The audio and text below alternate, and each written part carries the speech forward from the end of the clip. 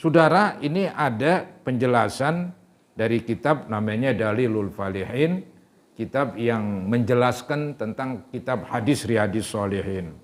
Dikatakan begini, wa fil hadis, di dalam hadis tadi itu al-i'tina bihalil qalbi, yaitu memperhatikan tentang keadaan hati, wasifatihi, tentang sifat-sifat hati.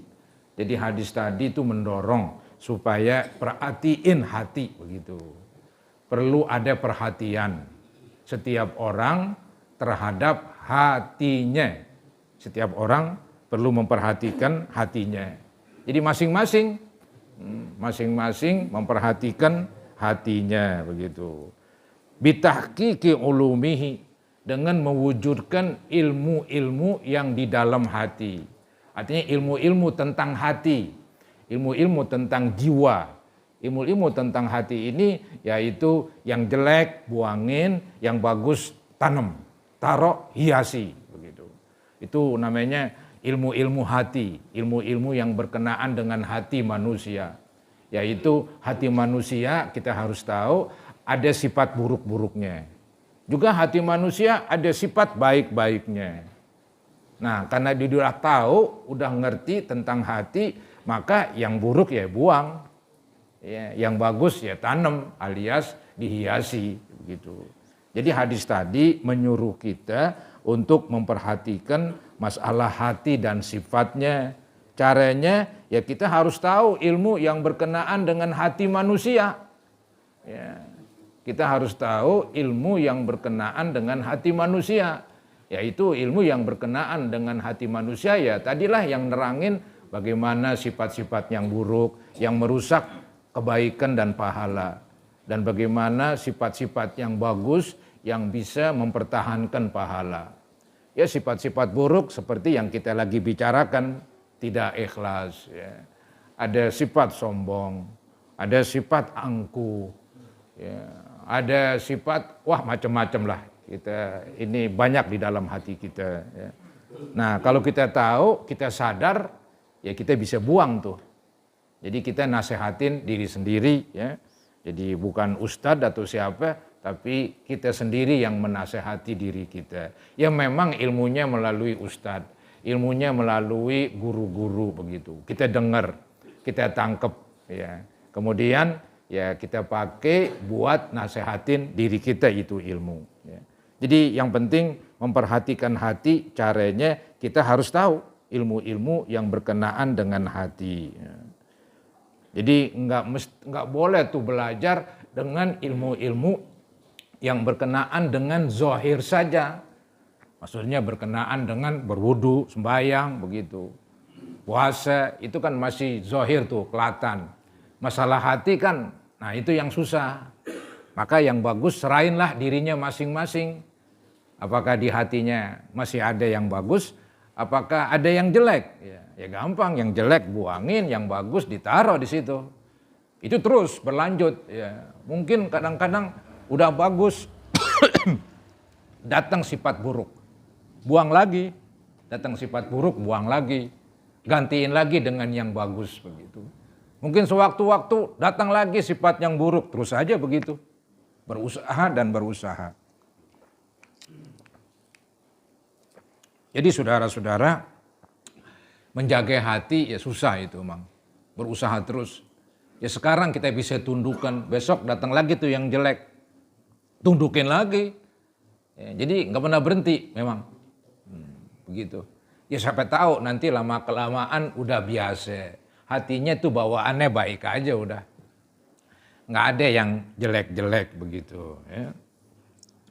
Wa tashihi maqasidihi wa uzumihi, dan membaguskan maksud-maksud daripada perbuatan di hati kita. Jadi hati kita bagusin maksudnya tuh. Maksudnya maksud-maksud ketika berbuat, ya maksud-maksud ketika berbuat dibagusin. Saya nih berbuat baik maksudnya biar nama gua disebut-sebut misalnya. Nah, itu kan maksud yang jelek itu. Saya ini bersedekah supaya nama saya orang dengar. Itu maksud-maksud yang buruk. Ya dibuangin, ditashih, diperbaiki. wa tashihi maqasidihi wa uzumihi. Azam, cita-cita, ya, keinginan. Juga keinginan-keinginan dibagusin. Ketika berbuat baik kita harus pasang keinginan. Kata orang dulu, pasang nawaitu. Pasang nawaitu, ya. Jangan ada nawaitu atau keinginan yang jelek. Ya, jangan ada di hati kita keinginan yang jelek. Itulah masalah hati begitu.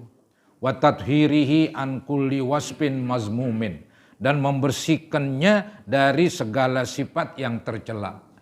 Dibuang sifat yang tercela dari hati kita, ya. Ada sifat hati misalnya syirik alias iri. Ada sifat hati seperti hasad, sama itu iri, hasad, ide juga sebetulnya. Jadi dia kesel sama orang yang lebih hebat dari dia. Kesel bawaannya, ingin supaya orang tersebut ya hancurlah atau bagaimanalah, lebih rendah dari kita. Dia maunya ini orang pengen sendirian paling hebat. Orang lain nggak boleh hebat. Maka kalau ada yang hebat disirikin, dikeselin. Nah itu sifat jelek katanya. Buang itu. Jadi dikatakan watathirihi, dan membersihkan hati an kulli wasfin mazmumin, dari segala sifat yang tercela. Kemudian watahliyatihi bikulli na'tin mahmudin, dan menghiasi hatinya dengan sifat yang terpuji. Nah, ini pas omongan. Jadi buangin sifat yang jelek, tanam sifat yang bagus. Sama kita ingin mengecat besi. Kebetulan besi itu udah lama, masih langsung dicat. Buangin dulu yang jelek. Buangin yang jelek. Kata orang diamplas. Kalau perlu amplas yang kasar begitu. Biar rontok langsung begitu. Nah, habis buangin yang jelek, baru taruhin yang bagus, yaitu cat. Insya Allah catnya permanen itu. Agak lama lah. Tapi kalau kotor-kotor dicat ya ngelopok saudara-saudara. Jadi begitu katanya cara dandanin hati. Ada tahapannya. Bersihin dari yang kotor, baru masukin sifat yang bagus. Ya, maka disebut duluan begitu tuh, duluan bersihin dulu dari yang jelek. Ya, dikatakan watathirihi, dan mensucikan hati alias membersihkan an kulli wasfin mazmumin, dari setiap sifat yang tercela tuh dibersihin. Watahliyatihi, dan menghiasi hati bikulli na'tin mahmudin, dengan segala sifat terpuji. Buang yang jelek, setelah yang jelek kebuang, baru masukin yang bagus. Itu cara dandanin hati, cara memperbaiki hati. Dalam nyanyian bangunlah jiwanya. Nah begitulah cara membangun jiwa. Jadi dalam bahasa Indonesia tuh hati disebut jiwa. Hati disebut jiwa. Kalau badan disebut raga. Ya. Maka tuh nyanyian keren banget. Yang bikin tuh pinter itu. Yang bikin pinter. Ya. Siapa yang bikin tuh nyanyian bangunlah jiwanya, baru bangunlah? Siapa yang bikin? Esparman itu. Wage. Ya, Esparman itu. Mungkin dia orang alim. Dia orang alim begitu. Jadi caranya bangunlah jiwanya dulu. Cara membangun jiwa ya itu, bersihin yang jelek, tanam yang baru dah bangun badannya. Ya apa gunanya sih badannya keker, badannya sehat, badannya bugar, badannya keren. Tapi hatinya punya sifat sombong, hatinya punya sifat iri, hatinya punya sifat pengen ini, pengen itu. Ketika berbuat baik, sayang, kesianan. Ya, sayang tuh tubuhnya itu. Ya, sayang diberbuat baik begitu. Itu. Nah ini hadis tadi tuh. Innallaha ta'ala la yanzuru ila ajsamikum tuh. Allah tidak melihat, artinya tidak memberi ponten kepada bentuk badan kamu. Badannya seger, badannya sehat, badannya keker, badannya buger. Itu Allah nggak ponten itu, bokalapan ponten itu. Ntar masuk ke tanah ya dimakan cacing sama belatung, kan begitu, habislah. Tapi amal itulah yang baik, yang Allah nilai. Bila mana ada niat ikhlas, maka pahalanya ada. Kalau nggak ada niat ikhlas ya hilang itu pahalanya. Jadi bangunlah jiwanya, baru bangunlah badannya. Ya, membangun jiwa lebih susah daripada membangun badan. Maka dibilanglah kalau badannya ada sakit, ya ketahuan tuh sakit, terasa. Ya berobatlah, kepalanya pusing, aduh kepala saya pusing. Ya, makan Paramek, apa lagi itu? Oskadon, apalah begitu. Ketahuan. Tapi kalau hatinya sakit, ada hasad, ada iri, itu nggak ketahuan tuh, susah ketahuannya, nggak ngaruh di badan. Kali juga kalau ada orang sifat sombong, kepalanya pusing begitu. Kagak, sombong ya sombong aja, nggak pusing dia. Jadi begitu tuh. Jadi penyakit di hati susah didandanin, karena akibatnya nggak ketahuan. Akibatnya nggak ketahuan. Kalau mukanya hitam karena ada ya kena apa kali kita kacain, wah muka saya hitam, ya gampang kacain, hilangin dah pakai apa begitu, selesai ceritanya.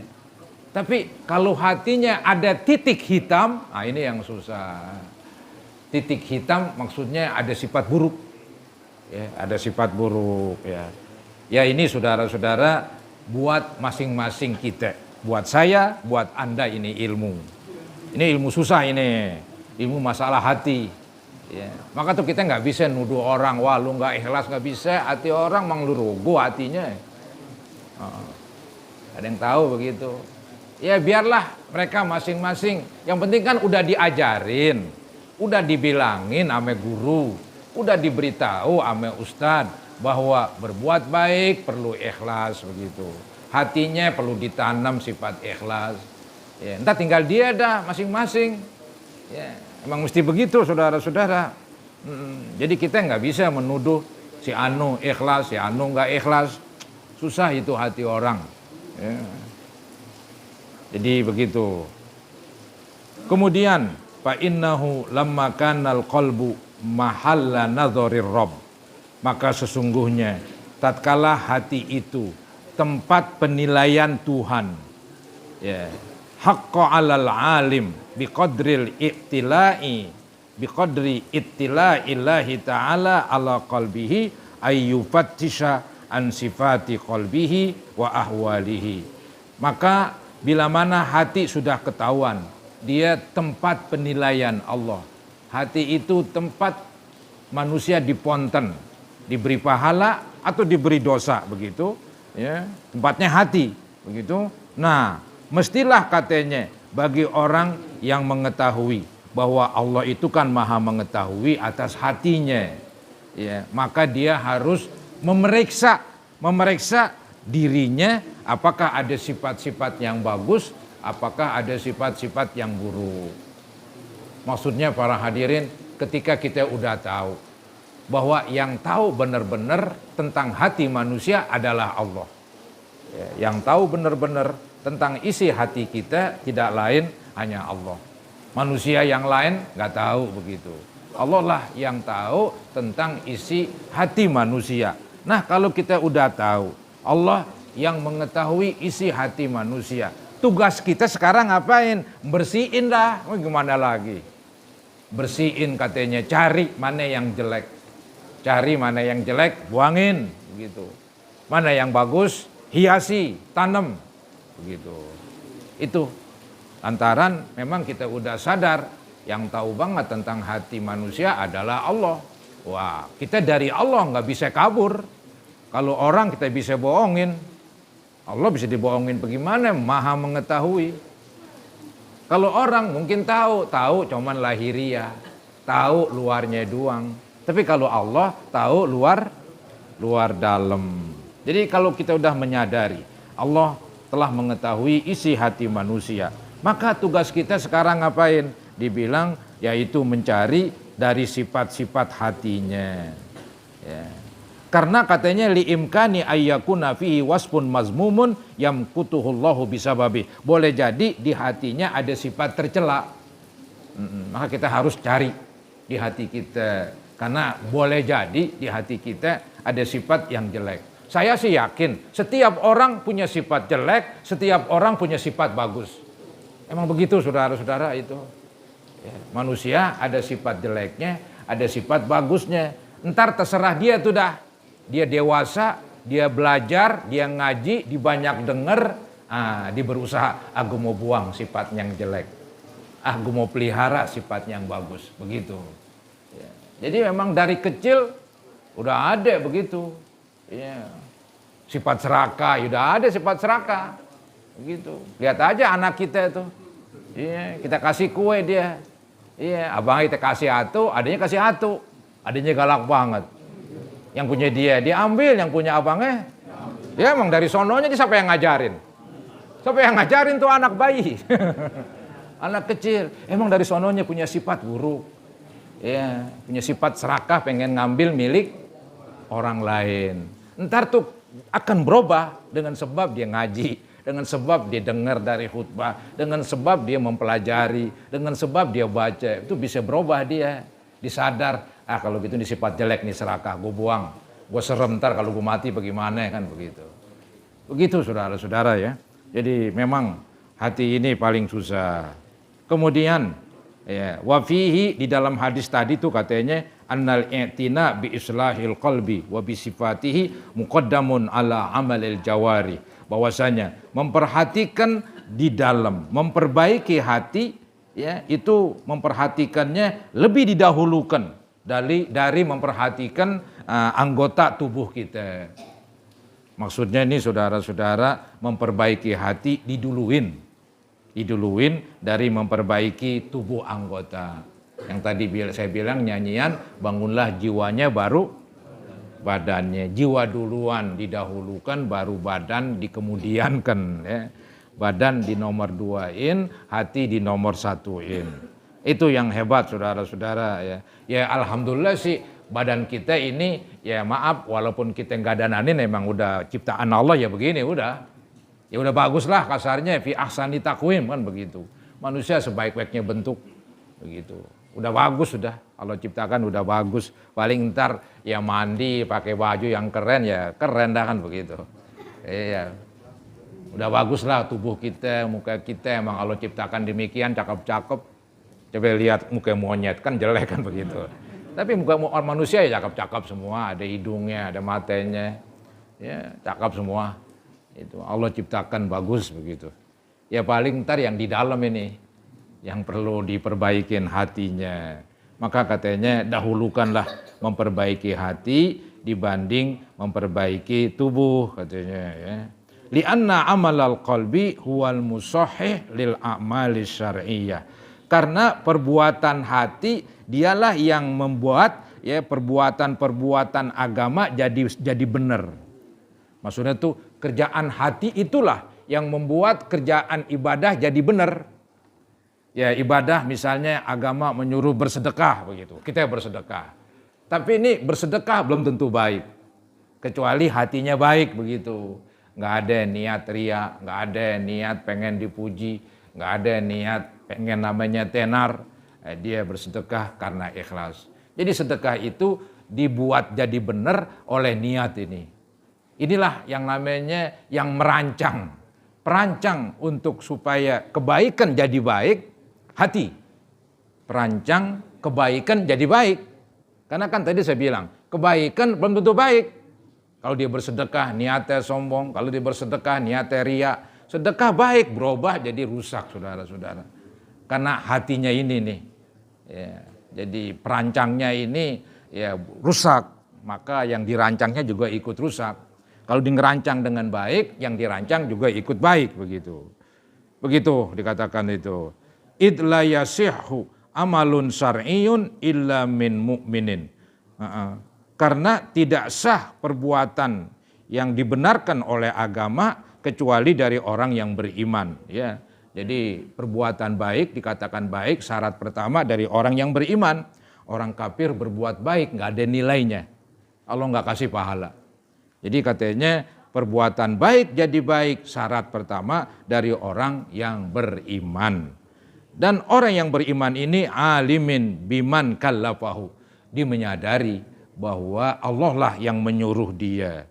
Maka dia mukhlisun lahu. Dia ikhlas sudah. Bima ya'maluh terhadap apa yang diperbuat.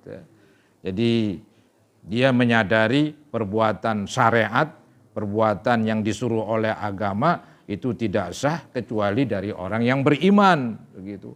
Dan orang yang beriman dia tahu tuh bahwa yang nyuruh ini adalah Allah. Sedangkan Allah Maha mengetahui dan Allah menyuruh kalau beramal baik dengan ikhlas. Maka orang yang beriman tadi berusaha memperbaiki hatinya, begitu ya. Dikatakan mukhlisun lahu fima ya'malu, dia harus ikhlas terhadap apa yang diperbuat. Tsumma la yakmulu illa bi muraqabatihi ta'ala. Kemudian ini tidak akan sempurna kecuali dia muraqabah. Apa itu muraqabah? Muraqabah itu ihsan. Apa itu ihsan? Menyadari dirinya dipantau oleh Allah. Ya. Kan Nabi pernah ditanya apa itu Islam, Nabi jawab Islam itu rukun Islam. Tanya lagi apa itu iman, iman itu ya diterangkan rukun iman. Apa itu ihsan? Nah itu ihsan anta budallah ka'annaka tarah fa illam takun tarah fa innahu yarak. Maksudnya ihsan itu adalah merasa dirinya diawasin. Ya, kalau kita nggak ngelihat Tuhan, emang kita nggak bisa ngelihat, ketahuilah dia ngelihat kita. Akibatnya timbul perasaan, wah kalau gitu gue diawasin sama Allah. Diawasin zohir kita, diawasin batinnya. Ya, yang repot tuh batin. Ya, itu yang agak susah begitu. Maka katanya summa la yakmulu illa bimuraqabatihi ta'ala fihi al-mu'abbar anha bil ihsan. Jadi supaya orang ikhlas berbuat baik, maka dia harus bersifat ihsan, menyadari bahwa Allah Maha melihat dia, ya, walaupun dia nggak bisa melihat Allah. Apa yang diperbuat Allah Maha melihatnya. Ya. Wa haitsu kana amalul qalbi musammiman lil amalil zahir. Dan di mana perbuatan hati sebagai perancang untuk berbuat yang zahir, wa amalul qalbi ghaibun, sedangkan perbuatan hati gaib, nggak ada yang lihat. Ghaibun anna fala yaqta lizi amalin solihin bil khair. Maka jangan istilahnya pastikan banget orang yang berbuat baik pasti istilahnya baik benar-benar. Maksud saya karena perbuatan hati kan gaib, nggak ada yang tahu, yang tahu hanya Allah. Berarti keikhlasan tuh yang tahu banget Allah, begitu. Nah kita ini orang luar melihat orang berbuat baik, ya jangan silau lah kalau bahasa saya. Ya biasa aja lah, biasa saja orang sedekahnya banyak, perbuatannya banyak, ya bagus begitu. Tapi itu nggak bisa memastikan semua perbuatannya bagus.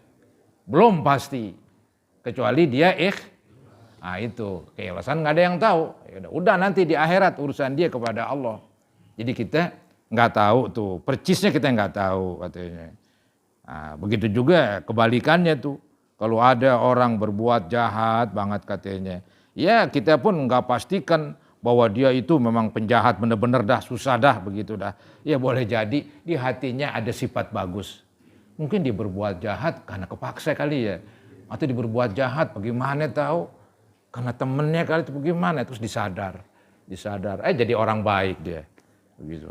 Jadi orang berbuat baik, kita nggak bisa pastikan ya secara ilmu agama dia baik, ya, luar dalam maksudnya, memang baik luarnya. Kita ini disuruh sama Allah nilailah manusia secara zahir, secara luar. Jangan nilai hati manusia siapa yang asang tahu, nggak bisa para hadirin. Ya. Ada ungkapan para ulama begitu, nahnu nahkumu bizzahir. Kita ini memutuskan secara lahiriah sampai-sampai di dalam pengadilan. Seorang hakim dia ngelihat yang zahir, yang kelihatan. Bukti-buktinya mana? Ini. Si Anu nggak punya bukti. Udah lu yang menang. Soalnya bukti sama dia. Si Anu nggak ada. Ya boleh buat dikalahin. Walaupun tuh si Anu yang nggak ada punya bukti bener. Tapi hakim melihat secara lahiriah. Ya. Begitu. Jadi kita nggak bisa menilai hati orang. Maka untuk itulah kita nggak bisa silau ya terhadap orang yang banyak banget kebaikannya. Ya, karena belum tentu baik begitu, belum tentu baik. Begitu juga ada orang buruk banget begitu, karena belum tentu buruk benar-benar. Jangan-jangan di hatinya ada sifat yang terpuji dan membuat dia sadar, kemudian dia bertobat. Ya. Begitulah saudara-saudara tentang hati. Ini dalam rangka memahami hadis innallaha ta'ala la yanzuru ila ajsamikum. Sesungguhnya Allah la yanzuru tidak melihat. Maksudnya tidak memberi pahala. Ila ajsamikum kepada badan, kepada bentuk badan kamu. Yang saya bilang tadi badannya tinggi, pendek, ya, jangkung, kurus, gemuk. Itu bukan penilaian Allah. Itu. Wala ila suwarikum. Juga Allah tidak melihat, tidak memberi pahala rupa-rupa kamu. Ya, yang rupanya bagaimana, yang lonjong, yang bundar. Ya. Walakin yanzuru ila qulubikum. Tetapi Allah mau monten, tetapi Allah akan membalas apa yang di hati manusia. Kalau hatinya baik, maka perbuatan baik jadi baik. Kalau hatinya buruk, perbuatan baik jadi malah buruk. Kan begitu. Itulah hati manusia. Ya. Ada ulama mengumpamakan hati itu di dalam pohon bagaikan akar katanya. Kalau akarnya bagus, pohonnya tuh batangnya juga bagus. Hijau, basah begitu. Daunnya juga hijau, buahnya juga manis. Tapi kalau akarnya udah rusak, udah batangnya mulai kering, daunnya mulai rontok, buahnya juga pada layu udah. Jadi manusia dinilai dari hati. Sedangkan mengetahui hati, nggak ada yang tahu. Nggak ada yang tahu. Itu kita serahkan kepada Allah. Paling kita berusaha, begitu aja sih. Paling kita berusaha, yaitu apa ya? Memperbaiki hati kita. Kita berusaha. Ya. Setelah itu ya tawakal kepada Allah. Jadi kita nggak bisa pastikan. Ya, semuanya kita serahkan kepada Allah. Biarlah Dia yang nilai. Tapi tetap kita nggak mau ngalah kasarnya. Maksud saya nggak mau ngalah, berusaha maksudnya. Berusaha nggak mau ngalah untuk selalu memperbaiki hatinya. Sekarang diperbaiki, besok datang yang jelek lagi, perbaiki lagi. Setelah seminggu, 2 minggu, datang sifat yang jelek lagi, buang lagi, terus saja begitu. Sampai kita mati. Ya begitulah. Sampai tahu lama-kelamaan jadi bagus tuh hatinya. Lama-kelamaan. Karena udah dibiasain. Ya udah dibiasain begitu. Ya itulah saudara-saudara bahasan kita pada malam hari ini hanya satu hadis ya, tentang masalah hati. Karena ini paling susah saya akuin. Ya, enggak saya, enggak Anda sama aja kayaknya. Paling kita berusaha aja udah. Ya. Mungkin ada yang bertanya, saya persilakan. Masih ada waktu. Itu dia. Ada hadis itu dalam ini ya menerangkan tentang ya muqallibal qulub, wahai Allah yang bulak-balikin hati. Ya. Jadi ya muqallibal qulub, sabbit qalbi ala dinik. Tetepin hati saya atas agama Engkau. Jadi hati begitu memang. Ini juga salah satu penyakit hati. Dia bisa bulak-balik. Sekarang dibilang iya, besok mungkin nggak jadi dah. Dia suka berubah-ubah. Hati begitu, bulak-balik, balik, bulak begitu. Dia suka berubah. Nah kita ogah berubah dong. Jadi bagaimana? Minta kepada Allah. Itu tadi. Ya muqallibal qulub, wahai Allah yang bulak-balikin hati. Ya. Sabbit qalbi ala dinik misalnya. Ya. Tetapkan hati saya ini atas agama Engkau. Takut ya hati kita berubah. Kita kepengen ngikutin agama orang lain. Wah rusak dah hatinya. Begitu. Jadi hati bisa berubah-ubah. Maka tadi saya bilang juga hati, tadi saya bilang ya sekarang dibilang iya, besok dibilang enggak. Sekarang dia ikhlas, mungkin besok siapa tahu. Dia akan bangga, wah gue hebat banget gue dah. Dia sendirian lagi bengong begitu. Gue kemarin begini, gue kemarin begitu. Hebat banget gue. Mana ada yang kayak gue. Itu di sendirian ngomong. Itu namanya bangga, ujub. Rusak lagi. Padahal kemarin dia ikhlas sudah. Alhamdulillah udah. Kadang timbul. Nah ini bagaimana? Penat lagi. Dipenat, kenal dipenat. Ditekan. Mungkin bahasa kerennya diredam begitu. Iya, diilangin begitu, dibuang dah, ditumbuh lagi. Sonoan lo begitu. Begitu. Ya. Jadi hati gampang bolak-balik. Maka kita pengen tetap ikhlas, kan begitu. Ya, pengennya tetap ikhlas, tetap beragama Islam. Ya, maka kita minta kepada Allah sambil berusaha, itu otomatis bareng. Usaha dengan doa selalu seiring sejalan, gitu. Ya, ada lagi yang bertanya.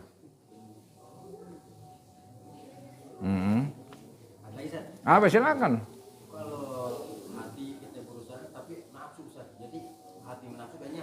Ya, begini. Jadi memang hati sama nafsu ini emang temennya di berdua, kan begitu. Iya, maksudnya ini nafsu itulah yang mendorong orang jadi punya sifat jelek. Nafsu yang mendorong. Jadi pendorongnya tuh nafsu.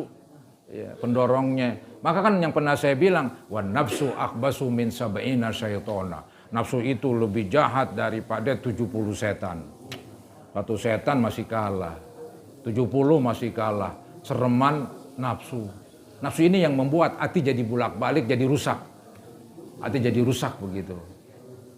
Itu nafsu itu. Maka emang harus juga di dalam membangun jiwa juga harus mengendalikan hawa nafsu. Ya, nafsu kita pengen sombong, redam. Ya, redam begitu. Ya begitulah, terus berusaha. Ya. Nggak gampang, saya akuin nggak gampang. Jadi supaya orang sampai kedudukannya tuh hatinya bersih banget. Waduh. Oh, bagaimana caranya tuh dah? Ada istilahnya ulama-ulama yang hatinya bersih. Nggak ada tuh sifat macam-macam dah. Iri nggak ada, ria nggak ada, sombong nggak ada. Apa yang jelek-jelek nggak ada. Hatinya bagus begitu. Itu sih udah sampai ke tingkat puncak paling tinggi. Nggak gampang begitu. Ya, nggak gampang begitu. Kadang-kadang orang salah buatannya begitu. Dia pengen hatinya bagus, dia bersemedi aja di rumah, nongkrong, diem begitu. Iya, di kamar yang gelap lagi, digelapin lagi. Ya nggak ada gunanya itu yang begitu kalau saya bilang. Jadi untuk menghilangkan sifat yang jelek, kita harus pelajari sifat yang jelek itu. Kalau ditanya, bagaimana Pak Ustadz untuk menghilangkan sifat sombong? Saya jawab, untuk menghilangkan sifat sombong, kita pelajari apa itu sombong. Biar kita tahu. Setelah kita tahu, baru kita berusaha menghilangkan. Kita ngomong secara akal aja begitu. Kalau kita nggak tahu, bagaimana? Maka diterangkan tuh, sombong itu adalah al-kibru batrul haqqi wa ghamtun nas. Sombong adalah menolak kebenaran. Menolak kebenaran, sombong. Setiap menolak kebenaran, sombong. Kemudian yang kedua, wa ghamtun nas, menghina orang lain. Setiap menghina orang lain, kita paham tuh. Setelah kita paham, ya kita redam lagi. Ada di diri kita nih, pengen menghina, nggak jadi dah. Nggak bisa dah, gue sombong kalau begitu dah.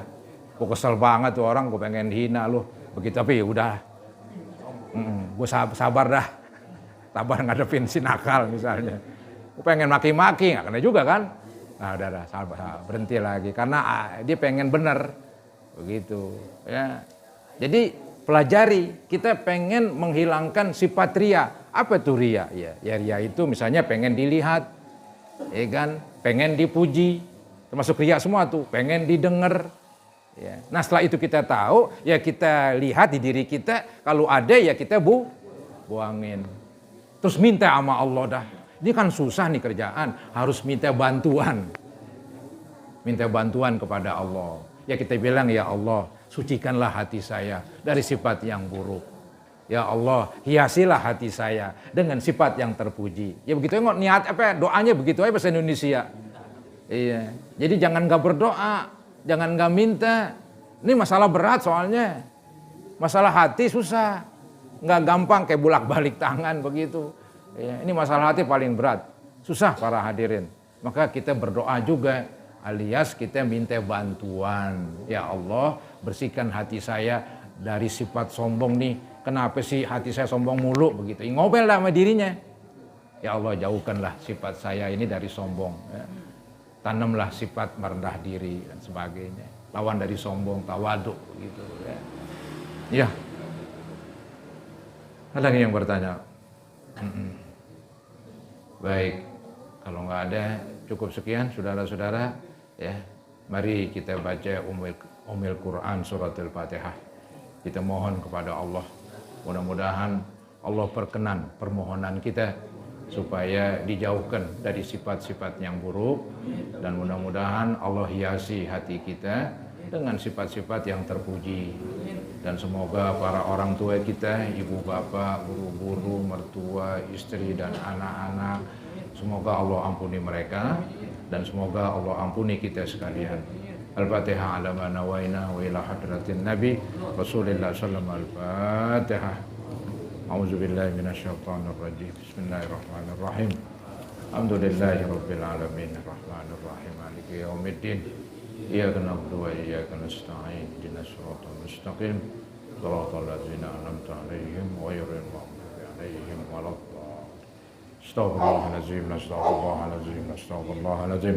Allahumma salli ala sayyidina Muhammad wa ala ali sayyidina Muhammad wa sallim tasliman katsira walhamdulillahi rabbil alamin.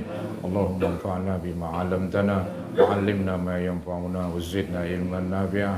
Allahumma inna na'udzubika min ilmin la yanfa' wa min qalbin la yakhsha wa min nafsin la tashba' wa min du'ain la yusma'. Ya Allah, ya Tuhan kami, bersihkanlah hati kami dari sifat-sifat yang buruk, dari sifat-sifat yang tercela. Ya Allah, ya Tuhan kami, hiasilah hati kami dengan sifat-sifat yang terpuji. Ya Allah, ya Tuhan kami, ampunilah dosa-dosa kami dan dosa ibu bapa, guru-guru, mertua, istri dan anak-anak kami. Rabbana taqabbal minna innaka antas samiul alim wa tub alaina innaka antat tawwabur rahim. Rabbana atina fid dunya hasanah wa fil akhirati hasanah wa qina azabannar. Wassallallahu ala sayyidina Muhammadin wa ala alihi wa sahbihi wasallam. Alhamdulillahi rabbil alamin. Assalamualaikum warahmatullahi wabarakatuh.